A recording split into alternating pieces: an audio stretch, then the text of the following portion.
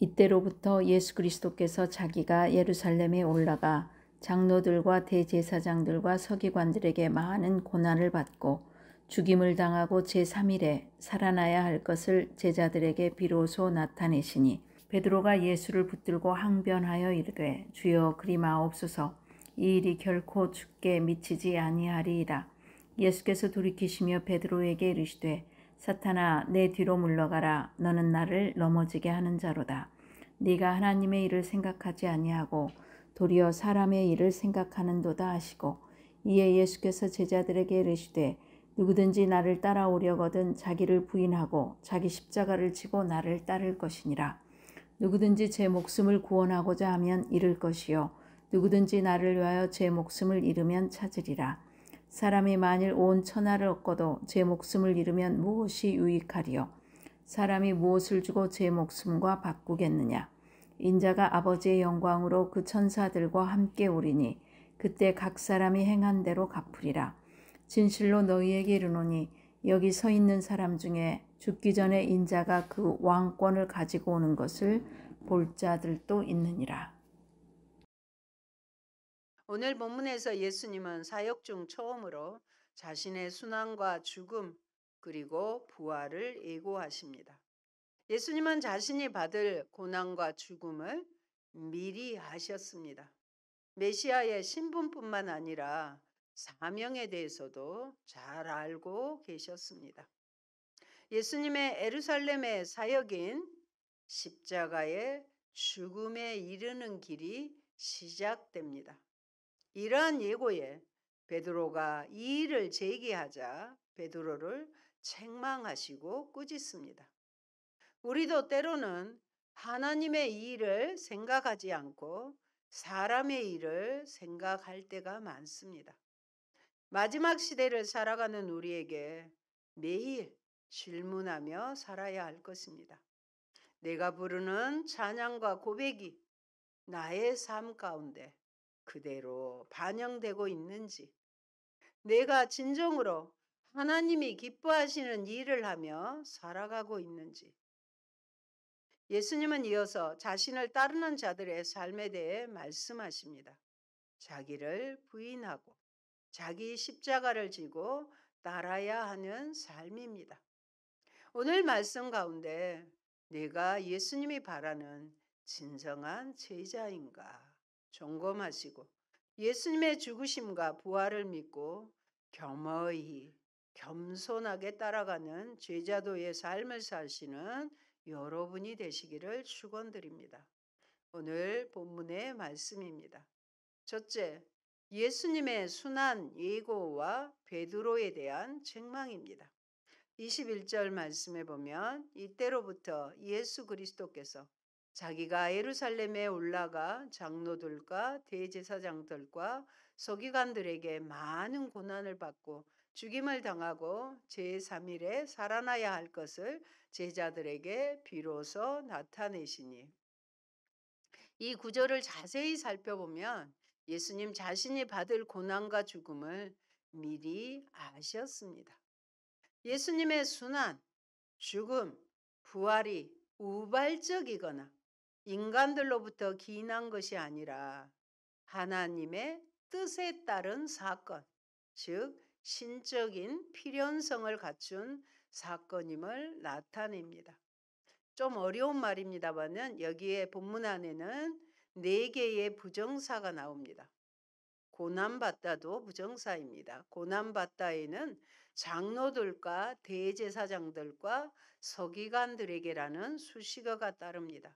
이 수식어는 죽임당하다 역시 수식합니다. 꾸며준다는 말입니다. 이것은 예수님의 고난과 죽음의 책임이 예루살렘 지도자들에게 있음을 분명히 하십니다.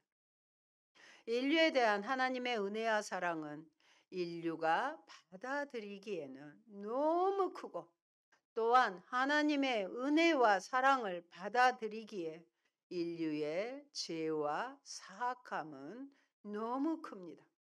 마지막 부정사는 일으킴을 받다인데 이건 역시 신적 수동태의 형태를 띱니다. 수동태입니다. 수동태. 부활 사건은 그래서 하나님이 하신 일임을 강력히 암시합니다. 그래서 이 문법 안에 이런 비밀들이 들어있는 것입니다. 이 부정사를 수식하는 제3일에라는 표현은 요나의 표적, 또 성전을 헐고 다시 짓는 일과 관련해 사용됩니다. 즉 예수님의 부활은 새로운 인류 공동체를 세우시는 하나님의 새로운 창조 역사의 시작을 뜻하는 것입니다. 22절 말씀 볼까요?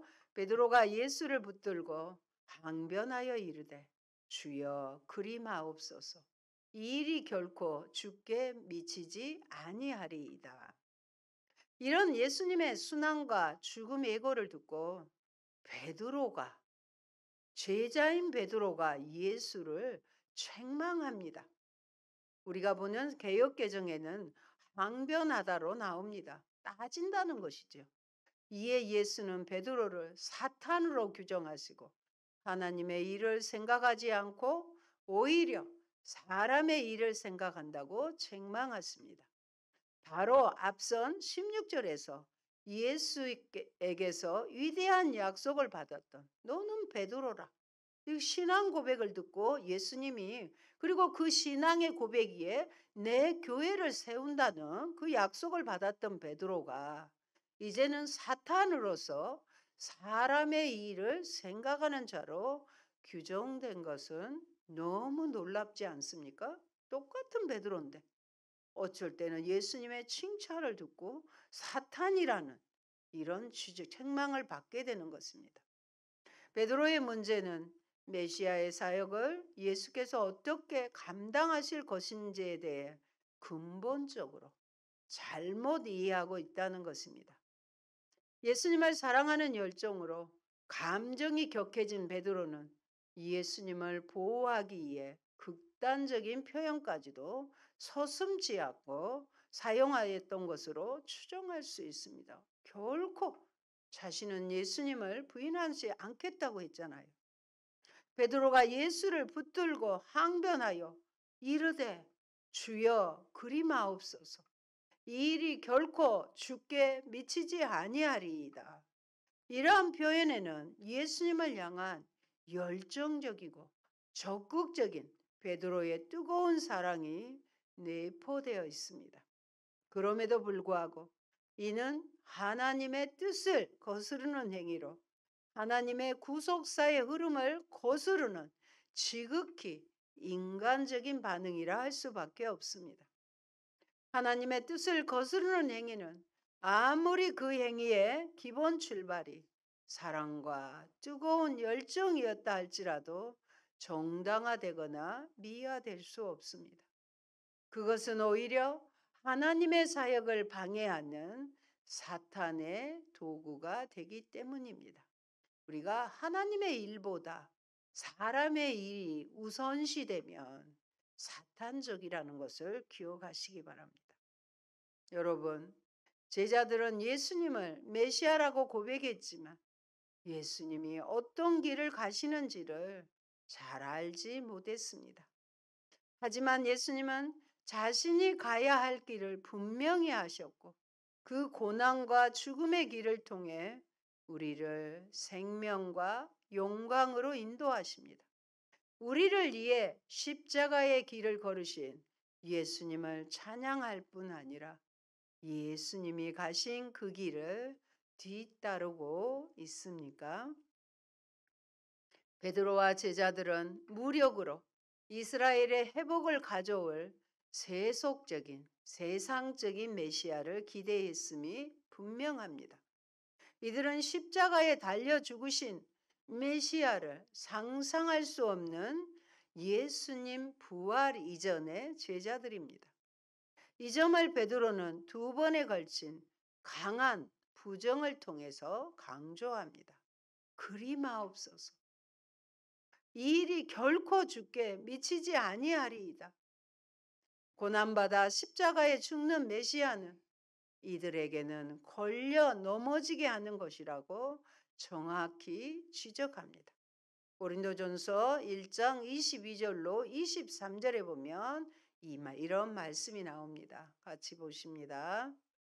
유대인은 표적을 구하고 헬라인은 지혜를 찾으나 우리는 십자가에 못 박힌 그리스도를 전하니 유대인에게는 꺼리끼는 것이요 이방인에게는 미련한 것이로다. 아멘. 십자가에 못 박힌 죄수가 되어 죄인이 되어 죽으신 예수님을 전하니까 유대인들은 그것을 넘어갈 수가 없는 거예요. 이방인에게는 미련하디 미련한 것으로 보였다는 것입니다. 그런데 23절 볼까요? 예수님이 이렇게 말씀하십니다. 예수께서 돌이키시며 베드로에게 이르시되 사탄아 내 뒤로 물러가라. 너는 나를 넘어지게 하는 자로다. 내가 하나님의 일을 생각하지 아니하고 도리어 사람의 일을 생각하는도다 하시고, 하나님은 예수님의 십자가의 죽음을 통해 하나님의 천상의 다스림, 하나님 통치를 이 땅에 실현하는 메시아 예수를 뜻하셨어요. 예수님은 이 뜻을 염두에 두셨던 것입니다. 하늘의 밀로 많은 열매를 주고 거두시기를 원하셨습니다. 그러나 베드로는 이러한 하나님의 일을 생각지 않고 사람의 일, 곧 세속적인 메시아를 생각한 것입니다. 그런데 하나님 나라의 다스림이 하나님의 아들이신 그리스도의 죽음을 통해 이루어진다는 점을 부인하거나 부정하는 것은 사탄적이고 마귀적인 태도인 것입니다. 예수님은 베드로를 사탄이라 부르면서 내 뒤로 물러가라 말씀하십니다. 여기서 내 뒤라는 표현은 바로 이어 제자도에 관한 예수님의 말씀이 내 뒤를 따라오려거든에서도 동일하게 사용되었습니다. 예수께서 베드로에게 제자란 따르는 존재이지 이끄는 존재가 아니며 예수님의 사명을 자기 마음대로 결정할 고난이 없음을 가르치신 것입니다.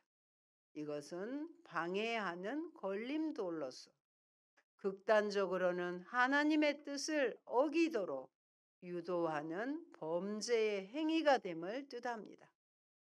사실 그리스도께서 고난을 받을 수 없다며 극구 만류한 베드로의 말은 과거 광야에서 예수를 시험했던 마귀의 유혹의 목적과 동일하게 예수님의 사역을 방해하는 것입니다. 당시 마귀도 예수로 하여금 하나님 아들로서의 능력으로 쉽게 영광을 취할 것을 종용하였으나 예수님께서는 십자가의 순환과 죽음의 구속 사역을 이루시기에 이를 단호하게 거절하셨습니다. 지금 예수님께서는 자신도 모르는 사이에 광야에서 예수를 시험했던 그 마귀와 같이 예수의 사역을 방해하려는 베드로를 책망하고 계신 것입니다. 여러분, 언제나 참된 제자는 사람의 일을 생각하면서 예수님 앞에 앞서서 가는 것이 아닙니다. 하나님의 일을 생각하면서 예수님 뒤에 서서 그의 가르침을 받고 뒤따라가는 자들임을 뜻합니다. 하나님의 일을 먼저 생각해야 합니다. 동기는 달랐지만 결과적으로 베드로의 항변은 사탄이 예수님을 유혹할 때 한 말과 같았습니다. 예수님의 십자가의 길을 가로막았습니다. 그러므로 예수님을 바르게 믿고 따르려면 무엇보다 말씀을 통해 예수님의 마음과 뜻을 정확하게 깨닫는 것이 중요합니다. 혹시 하나님의 뜻과 방식이 아닌 내 뜻과 방식으로 일하려 하지는 않습니까? 이런 점에서 예수님은 뒤로 물러서라 말씀하시는 것입니다. 주님의 제자들에게 필요한 것은 정확한 고백이 아니라 올바른 지식, 올바른 알미입니다. 둘째, 우리가 걸어가야 할 제자도의 길입니다. 24절 같이 볼까요? 이에 예수께서 제자들에게 이르시되 누구든지 나를 따라오려거든 자기를 부인하고 자기 십자가를 지고 나를 따를 것이니라.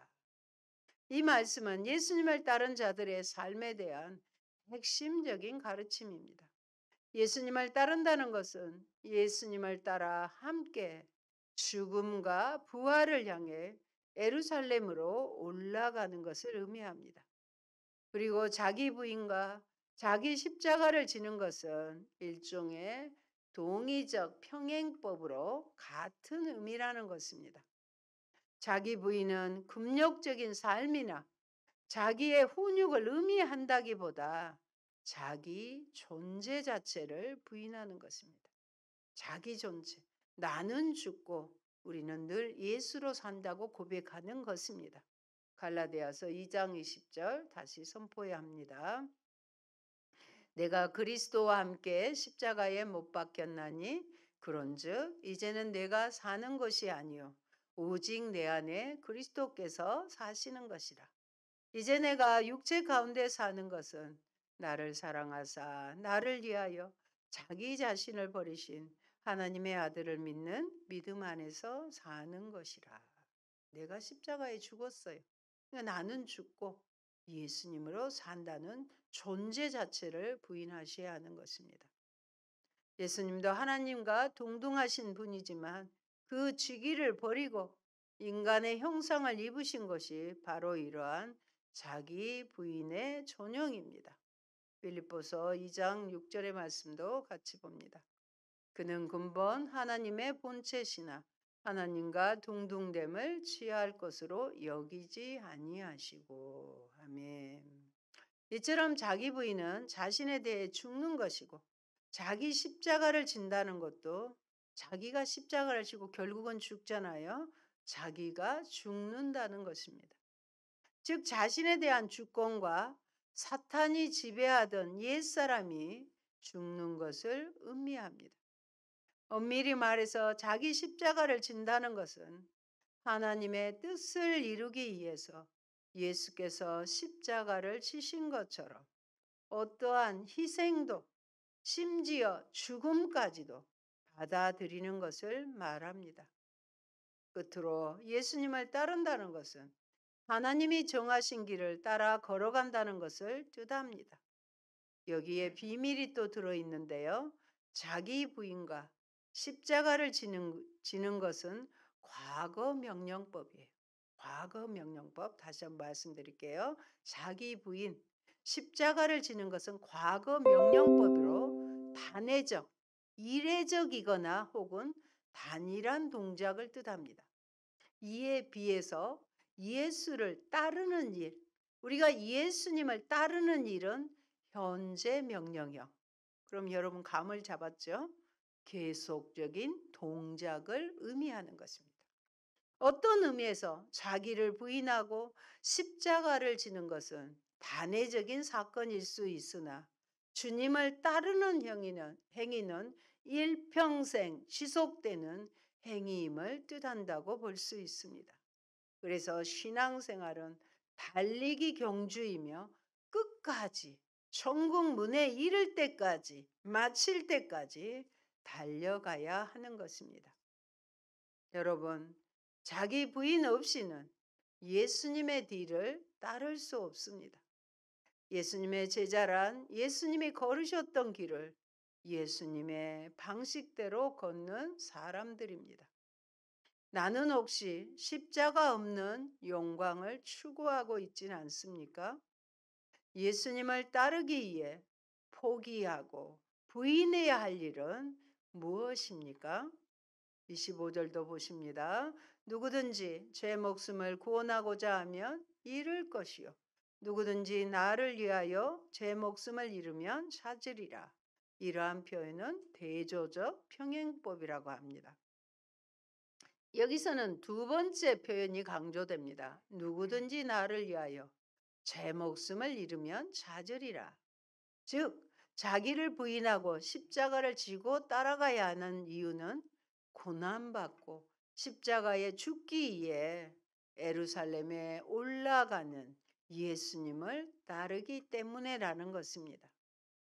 예수님의 제자는 예수님의 뒤를 따르는 자입니다. 심지어 죽음의 길까지도 따라가야 합니다. 그러자면 먼저 자신을 버려야 합니다. 십자가는 예수님만 지시고 우리는 그 혜택만 누리자고 있는 것이 아닙니다. 예수님의 십자가는 제자들이 져야 할 십자가입니다. 그것을 믿음이라고 부릅니다. 그래서 믿음으로 산다는 것은 십자가가 저주요, 죽음이요, 끝이라고 하는 세상의 해석을 부정하고 그것이 생명의 길이라는 주님의 말씀을 믿고 따르는 것을 말합니다. 육신의 삶을 스스로 지키려는 자들은 영원히 죽겠지만 주와 복음을 위해 자기 목숨보다 우선시하는 자들은 영원히 살 것이기 때문입니다. 이 역설의 진리를 믿는 자들이 제자들입니다. 그렇다면 예수 때문에 왜 목숨을 찾게 되는 걸까요? 그것은 예수님의 고난과 죽음이 나를 위한 죽음이기에 예수를 따라가는 자는 예수님의 죽음에서 나의 옛사람의 죽음을 얻고 예수의 부활에서 나의 새사람의 삶을 얻기 때문입니다. 예수님을 따라 그의 죽음과 부활에 참여하면 옛사람이 죽고 새사람, 즉 참 생명, 영원한 생명을 얻게 되는 것입니다. 26절입니다. 사람이 만일 온 천하를 얻고도 제 목숨을 잃으면 무엇이 유익하리요? 사람이 무엇을 주고 제 목숨과 바꾸겠느냐? 왜 나 때문에 목숨을 얻어야 할까요? 이유는 목숨이 가장 소중하기 때문입니다. 여기서 목숨은 참 생명, 곧 영원한 생명을 의미합니다. 하나님의 영원한 다스림의 세계, 천국에서 살 수 있는 영원한 생명이 중요하기에 예수를 따라가 목숨을 얻어야 하는 것입니다. 예수님은 십자가의 고난과 죽음을 통해 천하만국에 대한 권세를 얻으셨으며 이를 통해 우리에게 참 영원한 생명을 주실 수 있었습니다. 사람들에게 있어 목숨보다 소중한 것은 있을 수 없습니다. 그러한 유한한 육적인 생명보다 훨씬 소중한 영생의 가치를 강조하므로 영생의 큰 보상을 얻기 위해서는 그토록 소중한 하나밖에 없는 목숨까지도 권능의 예수께 기꺼이 바칠 수 있는 각오를 촉구하신 것입니다. 그럴 때 27절 말씀 보면 인자가 아버지의 영광으로 그 천사들과 함께 오리니 그때에 각 사람이 행한 대로 갚으리라. 예수를 따르는 일에 또 하나의 보상이 있다면 그것은 예수께서 재림하실 때 각 사람이 행한 대로 갚으실 것이라는 것입니다. 주와 복음을 위해 하나밖에 없는 목숨까지도 내려놓을 때 주님께서 그대로 갚아주신다는 것입니다. 28절에 보면 진실로 너희에게 이르노니 여기 서 있는 사람 중에 죽기 전에 인자가 그 왕권을 가지고 오는 것을 볼 자도 있느니라고 말씀하십니다. 아버지의 영광 중에 인자의 다시 오심은 역시 동의적 관계입니다. 더 나아가 인자의 재림과 하나님의 다스림의 도래가 예수를 따르는 자들 역시 인자의 예수님의 종말론적인 심판에서 신원하심을 얻게 될 것이라는 점을 암시하는 것입니다. 여러분, 예수님은 하나님 나라의 왕권을 가지고 영광 가운데 다시 오십니다. 예수님은 하나님의 영광과 권세를 위임받은 재판장으로 오셔서 예수님을 따른 자들에게는 보상을 하시고 그렇지 않는 자들을 심판하십니다. 그렇기에 예수님을 따르는 길이 곧 영광의 길입니다. 예수님은 지체하지 않고 오시겠다고 하시는데 우리는 너무 느긋하고 십자가를 지고 따르라 하셨는데 너무 편안하게 예수님을 따르지는 않습니까? 순환받고 죽임을 당하신 인자 예수님이 나중에는 영광 중에 다시 오실 것입니다. 그 십자가에 어떻게 반응했는지로 자기 백성과 자기 백성이 아닌 자를 가르실 것입니다. 그날에 주께서는 각 사람이 행한 대로 갚으실 것입니다. 이 악하고 음란한 세대에서 주님을 인정한 제자들만 주님도 인정하실 것입니다. 제자들에게도 십자가와 부활이 머지않는 일이었듯이 우리에게도 예수님의 재림은 언제든 임할 수 있는 사건입니다. 사랑하는 성도 여러분, 오늘 말씀에서 주님께서는 하나님의 일보다는 사람의 일을 더 생각하는 베드로를 보시고 사탄이라 칭하시며 혹독하게 책망하셨습니다. 그리고 주님을 따르는 참 제자가 되려면 세상적인 모든 것을 버리고 오직 자기를 부인하는 온전한 마음으로 십자가를 지고 그리스도를 따를 것을 말씀하셨습니다. 그러므로 성도 여러분께서는 십자가 없이 주님을 따르는 자, 혹은 모든 것을 얻고도 참 생명을 잃는 세상의 실패자들이 되지 마시기 바랍니다. 오직 순전한 마음으로 참된 제자의 길을 걸음으로써 마지막 때에 영생과 함께 하나님의 영광에 참여하는 지혜롭고도 복된 사람들이 다 되시기를 축원드립니다. 아멘. 좋으신 아버지 감사합니다. 얼마 전까지도 예수님의 칭찬을 받던 베드로가 하나님의 메시아 되심이 통해 이루실 일을 사람의 일로 방해하는 모습을 봅니다. 아버지, 그럴 때 사탄과 마귀라고 예수님 책망하셨습니다. 하나님, 우리도 이 땅에 살아가는 동안에 하나님 일보다 사람의 일이 우선시되지 않게 하시고 어떤 일이 하나님이 기뻐하신 일이고 하나님이 원하시는 일인지 분별해 낼 수 있는 지혜와 명철을 더하여 주시옵소서. 우리는 예수님을 나의 주와 그리스도로 믿고 따라갑니다. 그 따라가는 것은 내 존재 자체를 나는 죽고 내 안에 계신 예수로 살아갑니다. 고백하며 나아가는 저희가 되게 하옵소서. 죽기까지 십자가의 길, 부활의 길까지 따라갈 때 주님께서 우리가 행한 대로 하나님 다 갚아주신다고 하셨습니다. 주님을 따르는 길은 계속적으로 우리의 인생이 마치는 날까지 해야 되는 행위라고 말씀하셨사오니 오직 믿음으로 끝까지 견디어내어 승리하는 저희들 다 되게 하여 주옵소서. 예수님 이름으로 기도합니다. 아멘.